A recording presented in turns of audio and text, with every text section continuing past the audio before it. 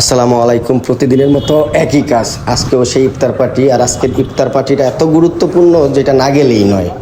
মানে এখানে না গেলে ডিরেক্ট ক্রস ফায়ার আমাদের রকির বাসায়। রকি কালকে এসে 3-4 বার বইলা গেছে, ভাইয়া যাবা কিন্তু আমার আলামিন রে, মামুন রে, বারবার ভাইয়া তোমরা কিন্তু থাকবাই।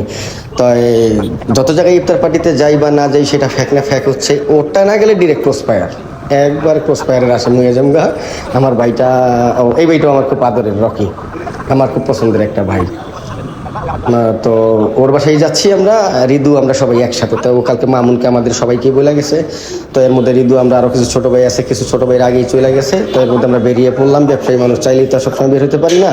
তো আমরা টাইটা বের হয়েছি, চলেও আসছি। এই যে রকি, এই যে আমার ভাইটা, এই যে আমাদেরকে হাই দিচ্ছে। আমার খুব ভালো একটা ভাই, খুব আদরের একটা ভাই। কী কম, আমার এই ভাইটারও আমি প্রচণ্ড আদর করি। খুব ভালো একটা ছেলে, মানে আর তোর প্রশংসা করে শেষ করতে পারবো না। খুব ভালো একটা ছেলে। যাই হোক, আমরা খাইতে বসেও পড়ছি আলামিন আমরা সবাই।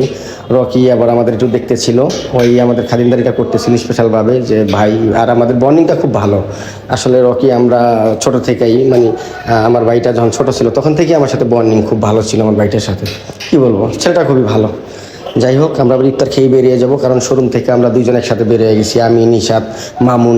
শোরুমে অনেক ঝামেলা আছে। যাই হোক, আমরা বেরিয়ে পড়বো। যে আমাদের বাইক সব বের হচ্ছে, মানে আরও ছোটো ভাইরা সবাই আসছে। তো একসাথে আবার সবাই রওনা দিতেছি শোরুমের উদ্দেশ্যে। তো একসাথে অলরেডি আমরা রওনা দিয়েও ফেলছি।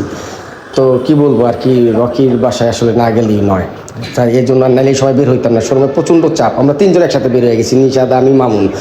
শোরুমে আছে এখন 2-3 জন, এরা মেনটেন করতে পারবে না কাস্টমার। যাই হোক, ইফতার টাইমটা ফাঁকা থাকবে, কিন্তু এর আগে চাপ গেছে। আমরা যখন বের হয়েছি তখন চাপ ছিল কাস্টমার।